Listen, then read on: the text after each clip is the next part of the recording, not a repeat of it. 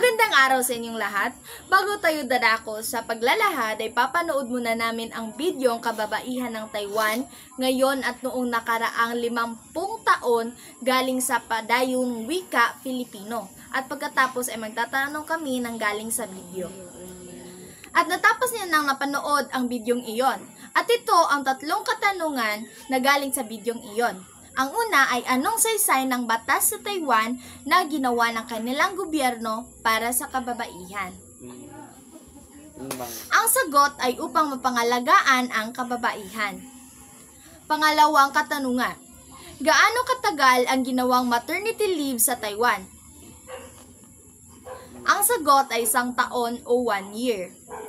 Ang pangatlong katanungan ay ano ang unang kalagayan ng kababaihan noong nakalipas na 50 taon? Sagot, maging housekeeper or tapusin ang gawaing bahay. Kung babalikan natin ang nakalipas, makikita natin na ang kababaihan ay madalas kinukulong sa loob ng tahanan na tila ba nawala ang kanilang pangarap. Ngunit sa paglipas ng panahon, nagbago ang ihip ng hangin. Sa ngayon, makikita natin ang mga babae sa Taiwan ay aktibo na at nakikilahok na sa mga gawain. Ang paliwanag na galing sa bidyong iyon ay ang kababaihan sa Taiwan ay madalas na nakatalaga sa gawaing bahay.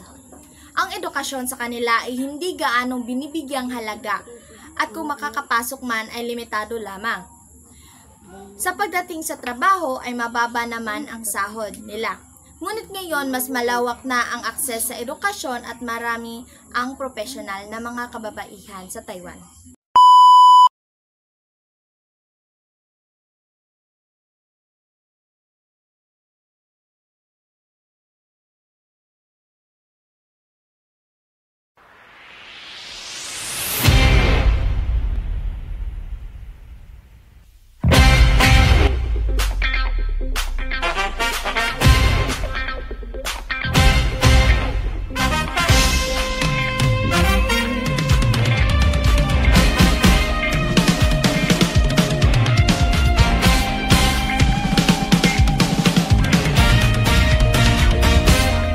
Magandang araw mga karag! Ngayon, mainit na usapan ang ating tatalakayan ngayon. Ito ay tungkol sa kalagayan ng mga kababaihan sa Taiwan noon at ngayon. May tunay nga bang pagbabago o isa lang itong ilusyon? Bigyan natin ng palakpakan sina Franco at Rio!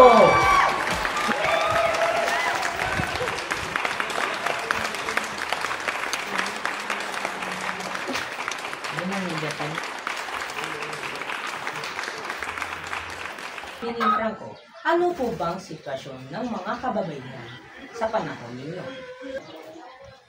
Wala kaming boses noon. Para kaming kasambahay sa sarili naming tahanan. Ang trabaho namin ay maglaba, magluto at mag-alaga ng bata.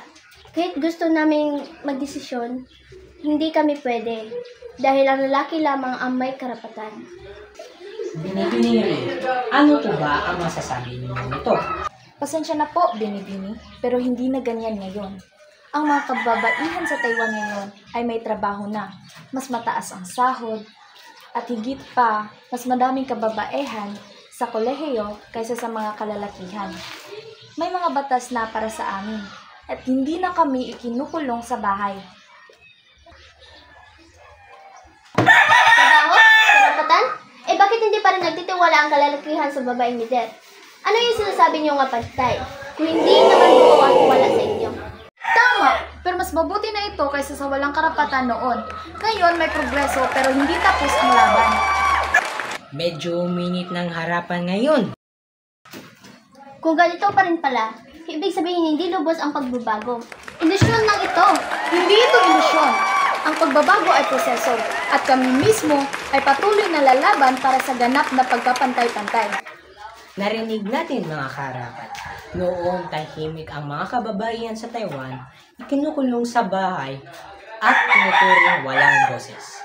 Ngayon, sila ay nakapag-aral at nagpapatuloy labanin ang kanilang karapatan. Pero bago tayo matapos, may gusto ba sa inyong magsabi? Ako. Kahit ako ay nasa nakaraan, gusto kong sabihan ang babae ngayon na huwag kalimutan ang sakripisyo na ginawa ng kababaihan noon. Wow, nakaka-inspiring! Ngayon, nalaman nyo na ang kaibahan ng kababaihan noon at ngayon.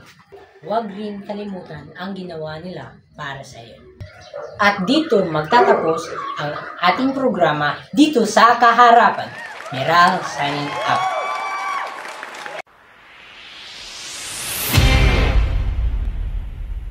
Ngayon naman, tatalakayin ko kung ano ang pagbubuod sa noon sa mga kababaihan sa Taiwan at ngayon. Noon, ang babae ay nakatali lamang sa bahay bilang kasambahay o housekeeper.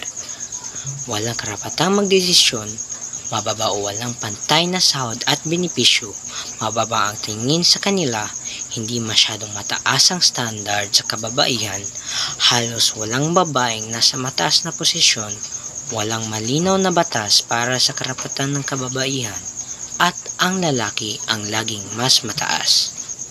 Ngayon, tatalakayin ko naman ang mga kababaihan ngayon sa Taiwan. Maaring maging profesional na leader at mataas na posisyon. May pantay na karapatan sa edukasyon, trabaho at batas.